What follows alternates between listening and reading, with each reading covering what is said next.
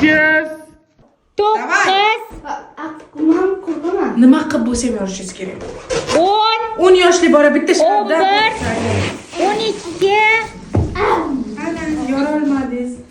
Shuncha urinib, shuncha mehnat qilib, shuncha energiya sarflab, nimaga oxirida taslim bo'ldingiz? Muso.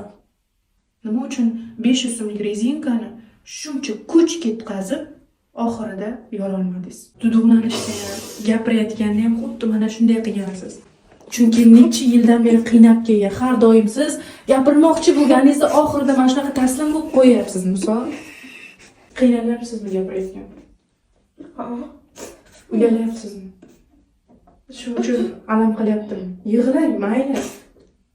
Yig'lash mumkin.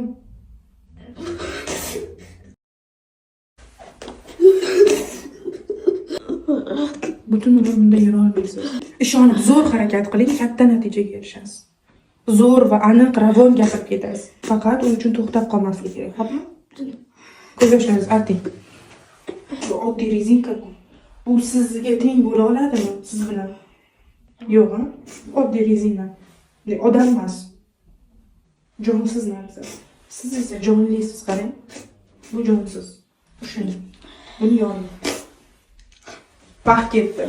Sanayman 15 gacha. 1, 14. Bitta qoldi, Muso, yorishingiz kerak. Qo'lingizni ishlating. Vo. Barakalla, barakalla. Zo'r. Bittada uddalay oldingizmi? Ha. Bo'lar ekanmi? Barakalla, juda ham zo'r. Zo'r, молодец. Mana shunday bo'lishingiz kerak. Xo'pmi? Xo'p, baland ovoz. Hop. Yana ham baland. Hop. Xo'p.